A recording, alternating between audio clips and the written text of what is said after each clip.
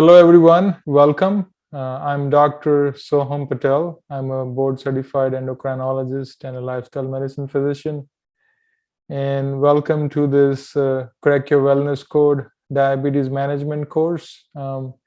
It's going to be a fun and interactive course. I'm sure you already learned from my colleague and friend, Dr. Archana Bindra, who is with me in creating this course, and learn about diabetes, basics of type 2 diabetes. And in this session, we are going to talk about understanding the basics of plant-based eating and lifestyle, and also understand about importance of sleep hygiene and how we can work on improving it. Now, this is a unique course. This course involves, obviously the participants to go through this sessions and learn from that.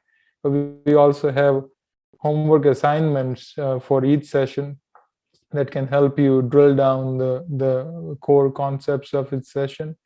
And then once you finish that, you will join a support group, which will help you interact with like-minded people and keep on building up on the learnings from the course.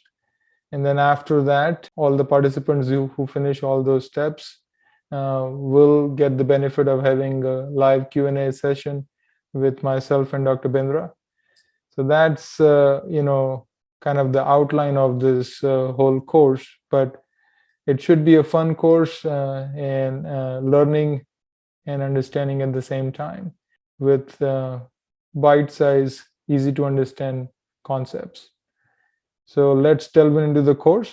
But let me take a few seconds to, describe what this whole course is about and how it's going to pan out. So it's a very unique course. It's going to be an interactive, fun way to learn about type 2 diabetes and how you can take control of your health and not just be governed by diabetes. It's going to involve going through the sessions that we have designed, and there's going to be a homework assignment after each session, helps you drill down the core concepts going forward. And then you will be also guided into a support group, which will be quite interactive, where you actually get to interact with like-minded people who are in the journey together. And then after you finish that, we will have a live Q&A session with myself and Dr. Bindra, where we can, answer your questions. So it's going to be a very unique way to help break down the concepts of type 2 diabetes and really get the knowledge and the skills to start taking your health back in your control. So without further ado, I'm going to go ahead and delve into the course. I already told you who I am.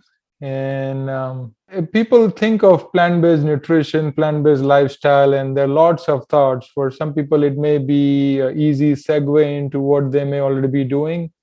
For many people, it would be a new concept. And for some people, it may be somewhere in the middle. So no matter where you are, this is going to help you understand the basics and make it really simple to get going on how you can plan your meals and your lifestyle. So it looks like a busy slide here, but I'll break it down. On the right hand of the slide is different types of nutrients. On the left hand of the slide is the basic, food groups that we should be focusing on. So American College of Lifestyle Medicine, which I'm a member and also a diplomat of lifestyle medicine, has this ideal food plate where you see half of the daily meals are coming from fruits and vegetables. And when we talk about fruits, it's fresh seasonal fruits. We're not talking about juices or smoothies. We're talking about seasonal fresh fruits. Why is it important?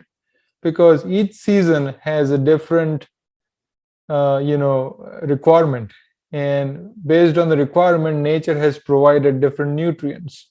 For example, when we are in summertime, we need a lot of water because we have more higher temperatures, we perspire more, we need water to maintain hydration. So all the fruits you see in summertime are loaded with water. Examples are watermelon, cantaloupes, and different citrus fruits. So it's designed to help us through that. When we are in fall, we get more yellow and orange fruits. Why? Because those fruits are high in keratin, beta carotene, and beta carotene is a precursor for vitamin A. Vitamin A is very important for our respiratory and GI tract to keep us in good shape and get us ready for winter. And then in winter we have another sets of fruits, and then spring comes and we have more berries and we get all these antioxidants which gets us in a better immune state. So nature has designed it in a way that we get different nutrients, and so we don't have to use our mind much. Just follow what the nature is given us, follow the seasons, eat fresh fruits. And the first question that comes up when people talk about fruits and diabetes, oh, eating fruits, they're high in sugar, I should not be eating fruits. Well, I have some surprise for you. Eating fresh fruits does not cause diabetes or worsen type 2 diabetes. Eating fresh fruits actually is preventive and quite effective in improving your diabetes. And why is that? Is because fruits are loaded with fiber. They have multiple vitamins, nutrients, water.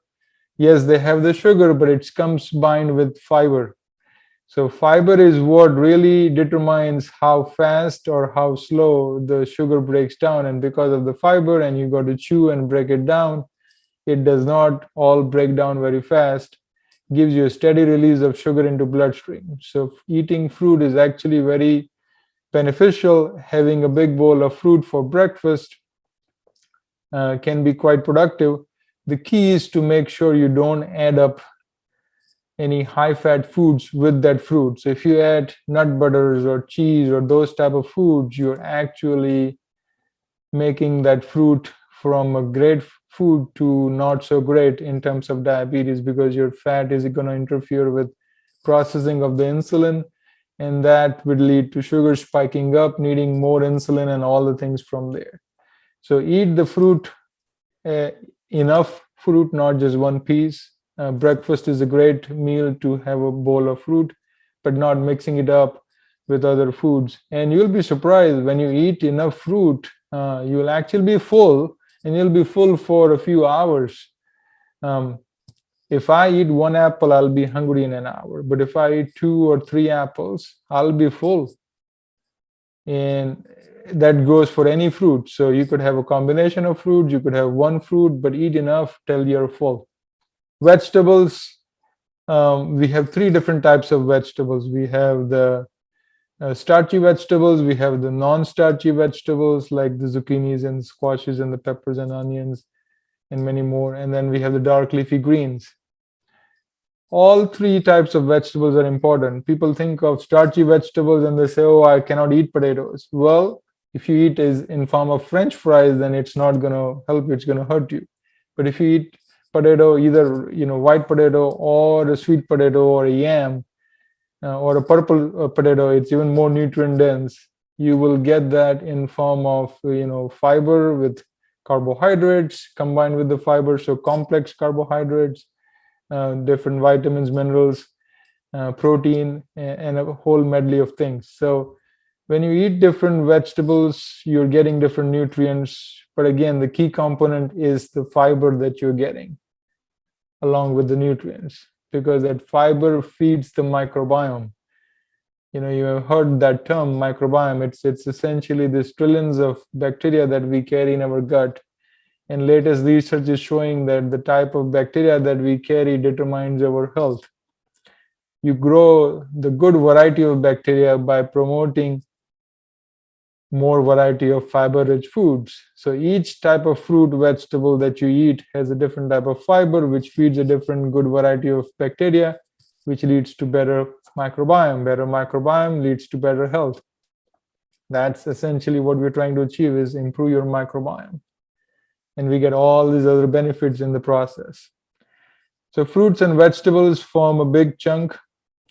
Another category of foods is looking at different types of, beans and lentils. Over here, it's looked as plant proteins, but essentially you get protein from all food groups. You get protein from vegetables, you get protein from beans and lentils, you get protein from whole grains, you get protein from fruits in a small amount, but you still get protein in all food groups. Beans and vegetables are the most protein dense foods, but you have protein from whole grains and fruits as well. So beans and lentils, we call them the legume family. Now legumes, you may hear again, oh, you have diabetes, you should not eat carbs, but understand the quality of the carbohydrates, complex carbohydrates versus simple carbohydrates. Eating a cup of beans is complex carbohydrates because it has fiber. Fiber slows down how fast the sugar is absorbed and broken down. So complex carbohydrates, and also they don't come as just one entity. You have protein, you have minerals, you have vitamins, you have fiber, you have all kinds of things in it. So it is always a package you're looking at. So one of the key things is to not think of food as just fat, protein, carbohydrate, but look at food as food groups, as we are talking about. It's very important. You may want to write it down. Food is not just fat, protein, carbohydrate. Food is a combination of multiple nutrients. So you want to look at food as food in different food groups and not just as macros. Okay, so going back to beans. So when you eat beans and lentils, you can actually improve your diabetes, lower your cholesterol, improve your blood pressure, and feed your microbiome. Multiple benefits. It will also make you full, so you're not starving yourself. So you get to eat more volume of food, get better health benefits, and feel full at the same time. One common thing that people always have an issue is, oh, if I eat beans, I get bloated. That's true, but there's a way around it. If you are not eating beans at all, and if you decide to eat just 2-3 cups of beans one fine day, yes, you will get bloated and you will be miserable. But you can easily fix that. If you start eating beans a little bit every day, half a cup every day, and then next week go to 1 cup every day, and then next week go to 1.5 cup every day. At a minimum, trying to eat at least 1.5 cup of beans a day is a good goal, but you can take your time, whether it's 2 weeks, 3 weeks, month, 2 months to reach to that point. And I can tell you for sure that you will not get the stomach upset and all the issues that people typically get with beans if you kind of work your way up on the intake of beans. Another thing that I always also hear is this discussion about anti-nutrients like phytates and lectins. If you really look at the data, the studies looking at those have been done in petri dishes. There is no randomized controlled trial or even a population scale study that says eating beans is bad. On the contrary, it actually shows eating beans is beneficial for your blood pressure, for your diabetes, for your risk of heart attacks and stroke. And if you really look at populations which live 100 years and longer, healthy, active lives, yes, there is a whole lifestyle to it, but if you look at their food patterns, beans form a key component of their food intake every day. They don't look at beans and they say, oh, this is forming gas, or this is carbs and this and that. They look at beans as a great source of food and protein rich carbohydrates, complex carbohydrates, fat and nutrients, very low in fats actually. And that's why it's actually very beneficial for diabetes, because we are trying to lower insulin resistance. Key learning point, we're trying to lower insulin resistance. And for that, we want to make sure that we don't overdo our intake of fats. We need fats. Fats are essential for many body functions. But we need to keep that below 15%. And beans can be a great addition to that, because you can eat a lot of volume of beans and it's still relatively very low in fats, zero cholesterol. The fourth group is the whole grains. So you're not just looking at refined products made from wheat flour or different types of flour, but whole grains, things like bulgur wheat, things like brown rice or wild rice instead of white rice, things like, or traditional oats or still cut oats, millets, many different types of millets. You have buckwheat. So there are many different grains across the world, different regions, different cultures, each have their own, unique grains that they have been eating. But the idea is to eat them in a wholesome form, not in a processed, refined flour form. And those four groups of foods, fruits, vegetables, beans and lentils, and whole grains, when you focus on that and you eat enough of that, you will find that you're able to eat more food, get better sugars, get better satiety, feel better energy, lower cholesterol, lower blood pressure, better sleep, multiple benefits. And the most ultimate benefit is feeding your microbiome. Your microbiome is getting optimized. And we also have lots of herbs and spices which add a lot of flavor, a lot of nutrients, many disease fighting capacities to our health, and makes it tasty. On the right side of the screen, as you see, there are different colors of foods, and this is data, US data, but anybody across the world, I don't think we get all the colors in our diet every week. Okay, keep in mind, this is not about trying to get everything in a single day. But every time you go to the market, try to make sure you get some red, something purple, something black or dark blue, or in that range, something white, something green, something yellow. And again, according to the season, you will have different foods. So keep an eye for different colors of fruits and vegetables, and make sure you keep rotating them through the week. So you get different nutrients, you get the benefit from that. Each nutrient has a different, fighting ability. Like some nutrients can fight cancer, some nutrients are good for heart disease, preventing heart disease, some nutrients are good for diabetes, some nutrients are good for blood pressure. So every color has a different, benefit. So again, going back to the basics, it's not rocket science. It's focusing on the right type of food groups, not worrying about the fat, protein, carbohydrate macro, because if you eat the right type of food groups in the right ratio, you will automatically balance the nutrients you get. For example, let's say you're eating rice and beans, and brown rice, would be preferable. But if you have 1 scoop of rice, you want to probably do 3 scoops of beans, because if you do the opposite, where you do a whole lot of rice with just a few specks of beans, and you're type 2 diabetic, initially you will see issues because your sugars will go high. So keep remembering the key ingredient is fiber. More fiber, better the effect. So anytime you eat food, you want to ask the question, how can I add more fiber naturally into this plate? And if you keep that question in focus, you will naturally gravitate towards the right choices, which will be more fiber-rich foods and less foods that don't have as much fiber. So that's about the basics of different types of plant-based foods we need to focus on. Another way to look at this, in what proportion to eat these foods. We understood what food groups to eat when we're eating plant-based, but also what proportion to eat. So you see this traffic light system here.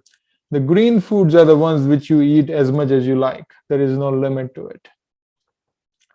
The yellow foods are the ones which you do eat, but you eat them in moderation because they are higher in fats. So if you overdo it, you can easily increase the amount of fat that you consume, and that can cause insulin resistance to worsen, which gets you the opposite effect. So we need them, but we don't need to overdo them. And the red category of foods are the ones that you want to try to cut back and avoid. All right, so you'll feel like, oh boy, this is too much. I understand, I'm right there. This whole journey is about progress, not perfection. Okay, I want you to write it down and stick it in your room and every place that you can keep seeing it every day. It's about progress, not perfection. Going back again, so with the green foods, which is all the types of vegetables, fruits, beans, and whole grains, spices, mushrooms are loaded with nutrients. It's a fungus, but we count it there in the green foods because it's very nutritive for us. And lots of water. You can have as much as you like of those four food groups. When you talk about nuts and seeds or avocado or coconuts, olives, sprouted breads, which are better breads than other, white bread, but those are still, some processed. So those you eat in moderation. So let's say if you had half an avocado in a day, then that you got your healthy fat for the day. Next day you have a couple tablespoons of hemp seeds. Next day you have a couple spoons of flax seeds. So you can rotate the type of healthy fats and get different nutrients, but not overdo that. So you get the taste, you get the benefit, and not get the bad effects. And the foods you really want to work on cutting back are, animal sources of foods and foods which have been ultra processed. So dairy, poultry, fish, different types of meat, and oils, refined oils. Now, again, keep in mind, this is about progress, not perfection. And there are some nuances about different types of oils, but in general, you want to focus on actual sources of healthy fats than refined versions. So if you have coconut flakes in your food, that's better than getting coconut oil. If you get avocado in your food, that's better than drenching everything with avocado oil. So you're trying to move towards whole foods rather than processed version of those whole foods. Same thing with olives. Eating olives in your salad is a lot better than drenching it with olive oil, no matter what quality of olive oil. So again, it's about progression and avoiding refined for sources of packaged foods like this refined flour and sugar and those based products. So focus on whole foods. You can eat a lot more. There is no limit. Limit the type of high fat foods. Even if they're wholesome, you want to not overdo them. And work on cutting back on the foods that come from animal sources and refined processed foods. I'll say it again. You'll probably get tired of hearing me say this, but it is about progress, not perfection. If you feel, oh, I can't make all these changes at once, that's fine. Pick a day that you make plant-based and then get comfortable doing that every week and then keep adding a day every few weeks.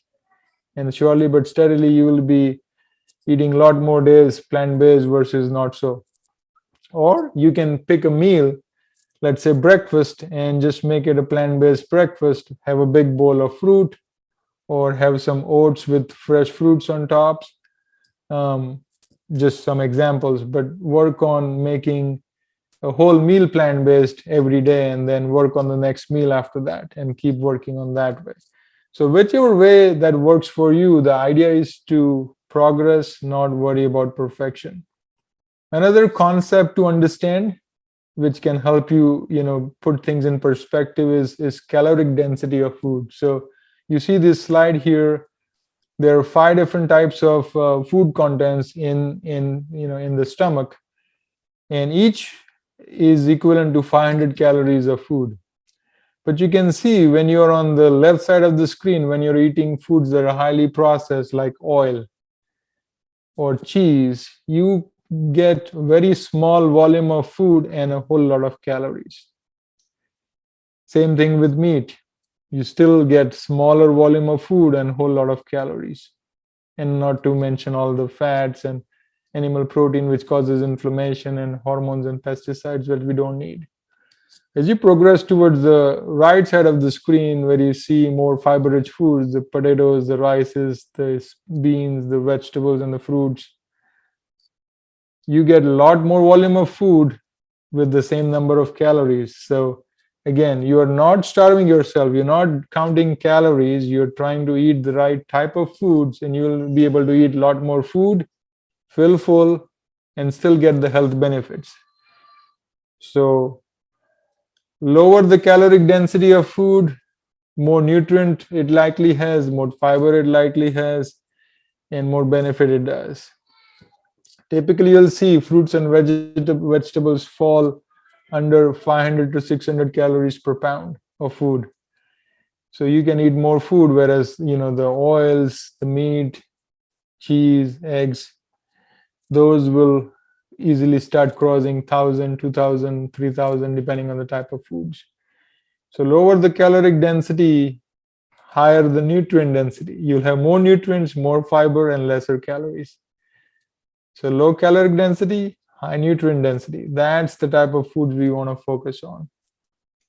So to summarize again, it's about the right food groups, not the macro confusion. It's about eating enough volume of food so you're full, but eating foods which are high in nutrients and fiber. It's about eating according to the season. And it's about progress, not perfection. Okay, it's a journey. You want to enjoy the adventure, not feel stressed with this. All right, so let's change the gears a little bit and talk about sleep hygiene and rest and relaxation. So it's a very important aspect of our health. There's a reason why we spend 30% or so of our lifetime in sleep, because sleep is where we repair our damaged tissue. Sleep is where we consolidate our memory. Sleep is where we finish a workout. All the muscle tear that you get from working out or being active, it actually gets healed up and repaired during your sleep. Sleep is where you balance your hormones, your insulin, your cortisol. All those hormones get balanced out in your sleep. Sleep is where you consolidate your memory. Sleep is where you get the detoxification. So sleep is I'm just listing some of the functions, but there are many more. But you get the idea. Sleep is very important and central to getting better health and being able to improve and potentially reverse type 2 diabetes. So what leads to better sleep? And I've listed a few things here, as you see on the slide. And I've also listed a picture of a baby sleeping. So we all evolve in our sleep quality as we grow, and it's never going to be the same as we were when we were kids. But our goal is to optimize it the best possible so that we can get as close as we can, physiologically possible, to sleeping like a baby. Now there is a routine that we have to follow that can get us to better sleep. I mentioned yoga and meditation. Those are two big fields and sciences. I can't do justice to that just in this course or this session. The reason I mentioned that is having some form of practice of meditation. Could be simple, just closing your eyes and taking some deep breaths and just trying to focus on the present moment. That's the very simplest type of meditation. There are many different types of meditations, but just very simple, easy to apply meditation techniques can get you more centered through the day. And the more centered and focused you are through the day, the less stressed and all the thoughts going through your head will be at night when you're trying to fall asleep.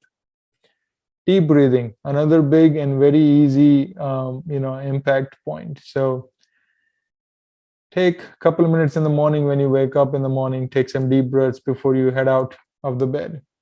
Couple of minutes in the middle of the day, couple of minutes in the afternoon, couple of minutes in the evening, couple of minutes at night when you're trying to fall asleep. What you're trying to do is, by taking these deep breaths, you're trying to interrupt that sympathetic response that you're going through the day. So when you do deep breathing, you activate your parasympathetic nervous system, which helps you keep steady and keep your heart rate, blood pressure, cortisol levels down. It keeps you in balance. Many different techniques to do deep breathing. Pranayam, which is a part of yoga, has many different ways of breathing techniques. But the most simplest that I can share here is 2-1-4 breathing technique. So you take 2 seconds to breathe in, 1 second to hold, and 4 seconds to breathe out. Let's do it.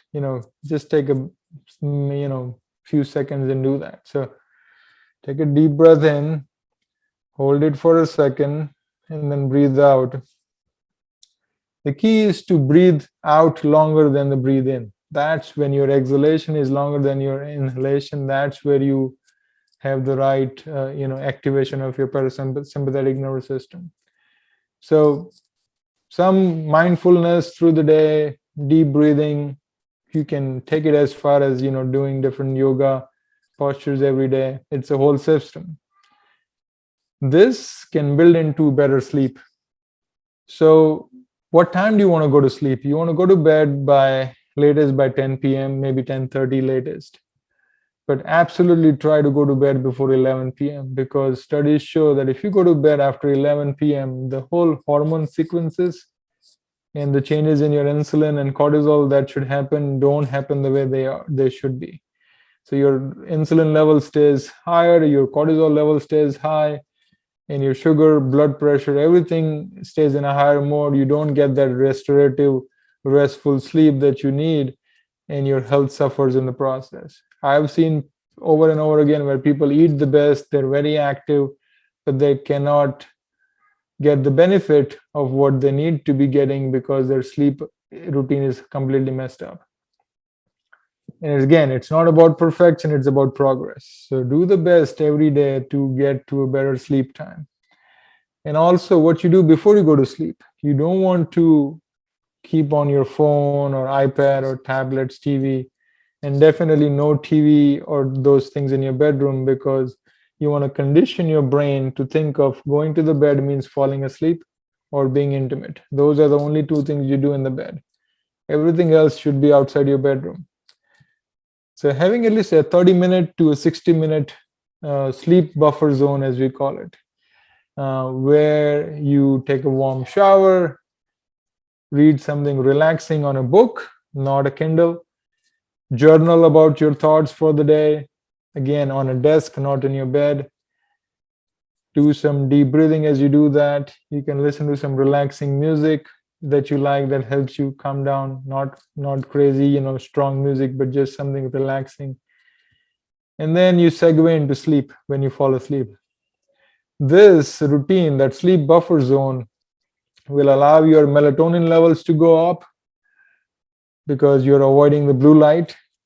It will help you unwind and get in a better state of mind. And then you will get a better sleep through the night, and better sleep will lead to better health outcomes. So it's very important to focus on the right foods, eating at the right time with the right sleep. And let's just take a minute and talk about when to eat. So you all may have heard about intermittent fasting, time restricted feeding. Those are all fancy terms. But essentially, what we're trying to do is limit how many times we eat food, because every time we eat food, our body has to process and digest it, which involves a lot of energy. That means less energy for detox and repair work. So if we limit our food intake between somewhere around 9 to 10 a.m., start there and finish between 6 to 7 p.m., limiting in that 8 to 10 hour feeding window, and having no food for 14 to 16 hours can actually help you get the benefit of the food, and your body also gets the break to process, go away from having to digest food and do the detoxification at night through the sleep. So making sure you're not eating after 7 p.m.